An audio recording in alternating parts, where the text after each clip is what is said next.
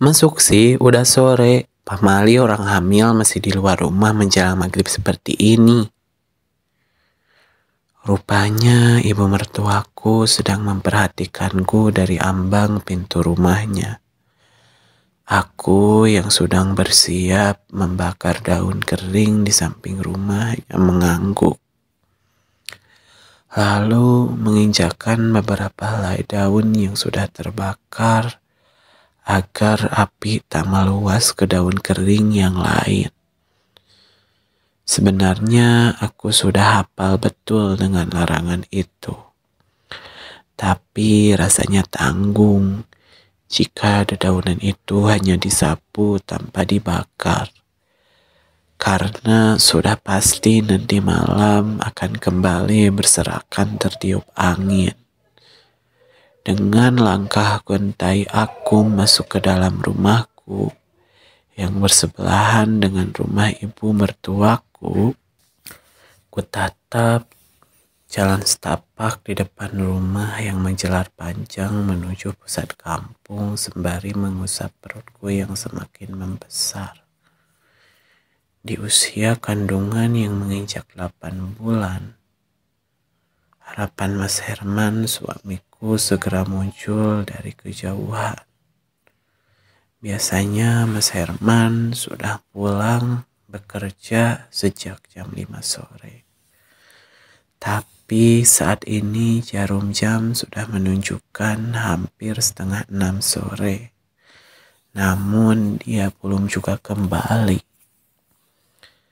Sebenarnya bukan tanpa alasanku menunggunya sejak tadi. Tapi entah kenapa sejak pagi pikiranku terus membayangkan bakso Pak Ade Ali yang ada di pusat kampung. Mungkin ini yang dinamakan ngidam. Karena baru kali ini aku mengingatkan sesuatu sampai terbawa mimpi seperti ini. Kalau saja aku tidak ketiduran tadi, pasti aku sudah berangkat sejak sore.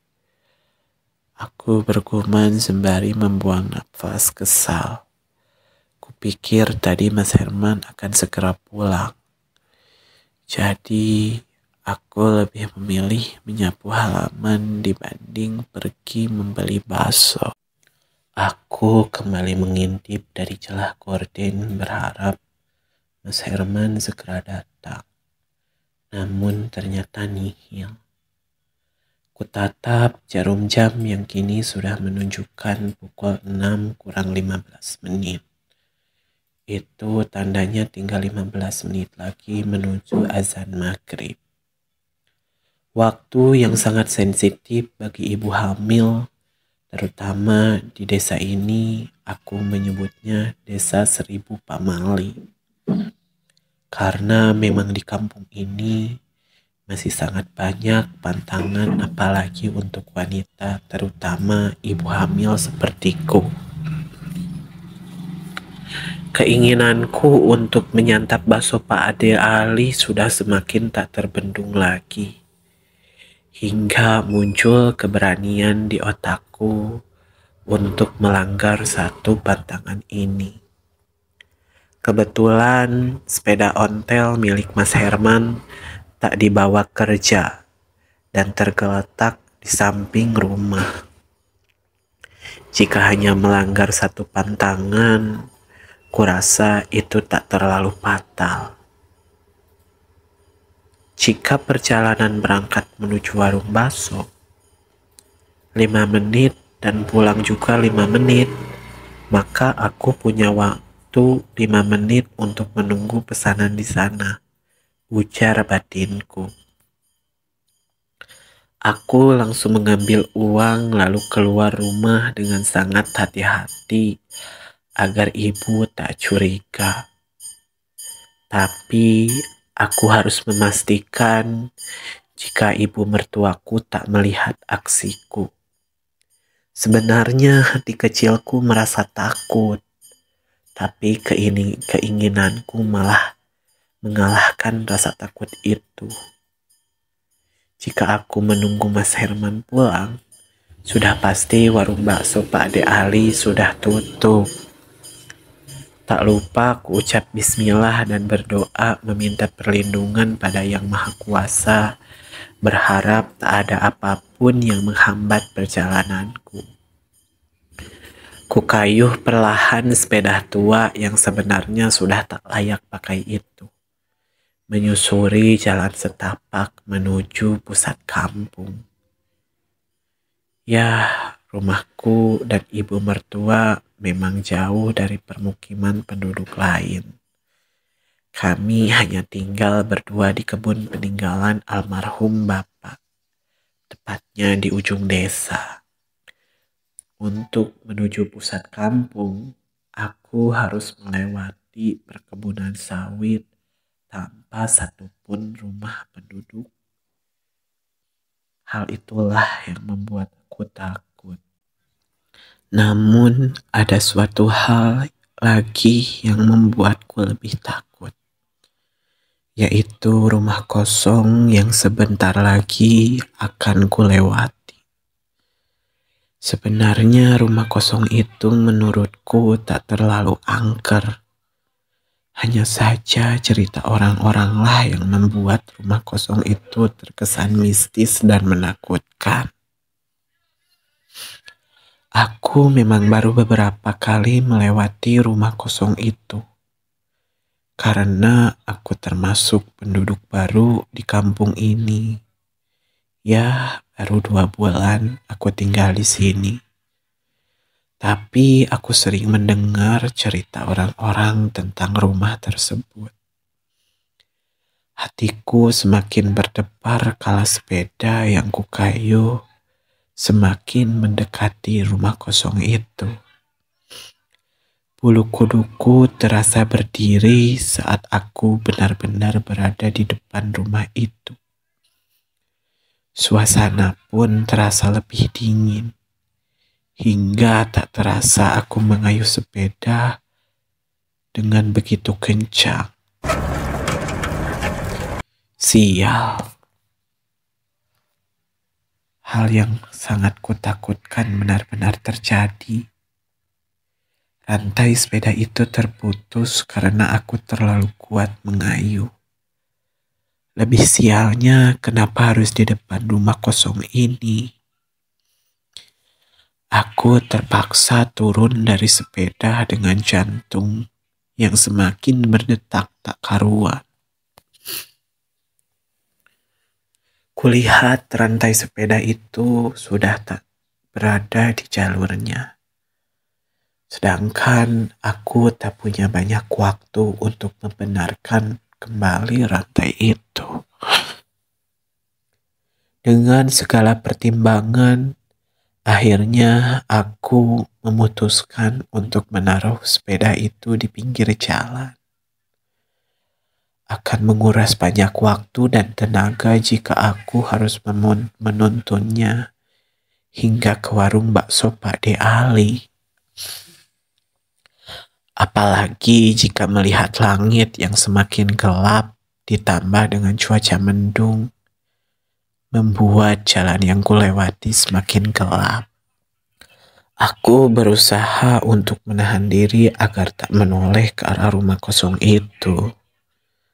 Tapi entah kenapa leher ini seakan-akan tak sejalan dengan pikiran.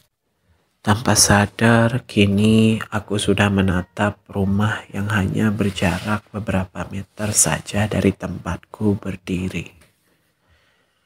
Ternyata aku salah jika menganggap rumah itu terlalu angker. Beberapa bagian rumah terlihat hampir roboh termakan usia.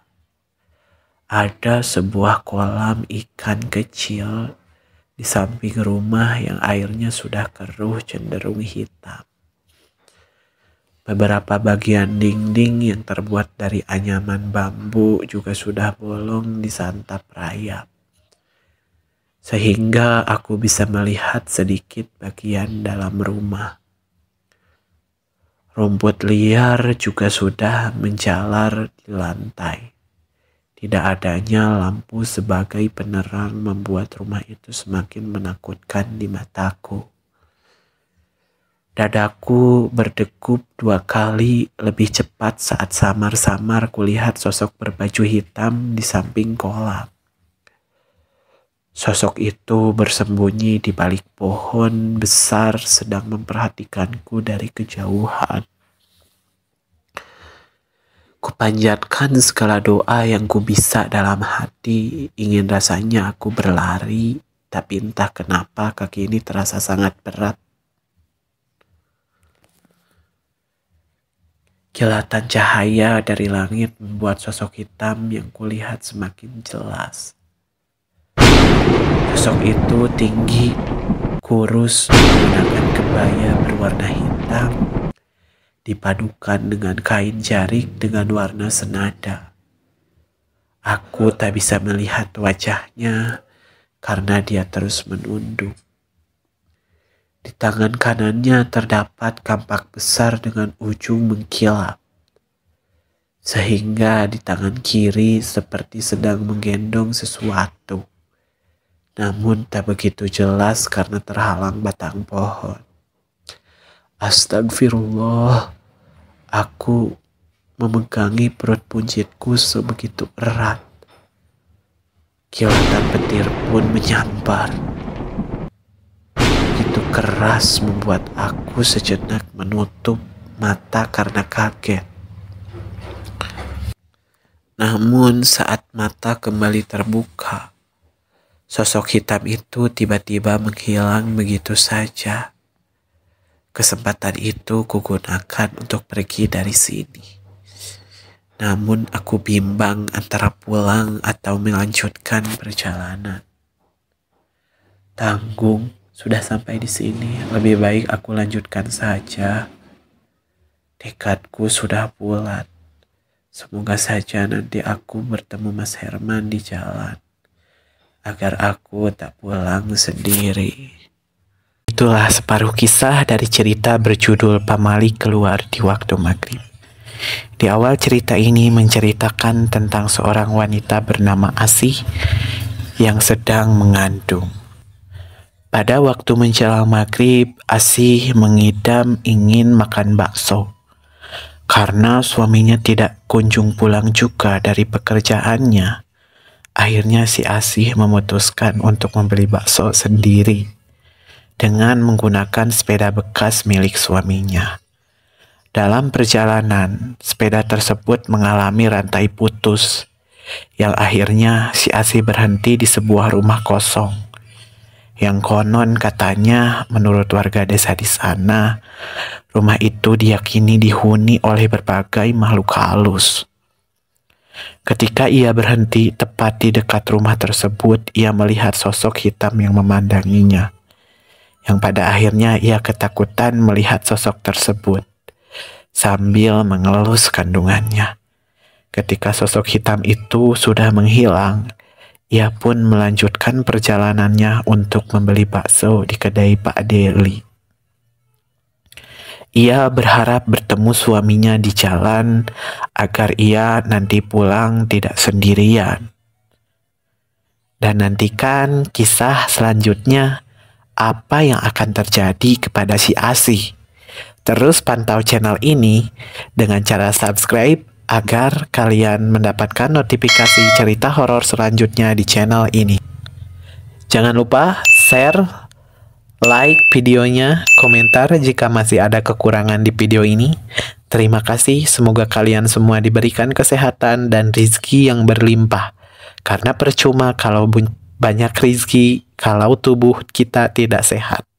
Salam SETR.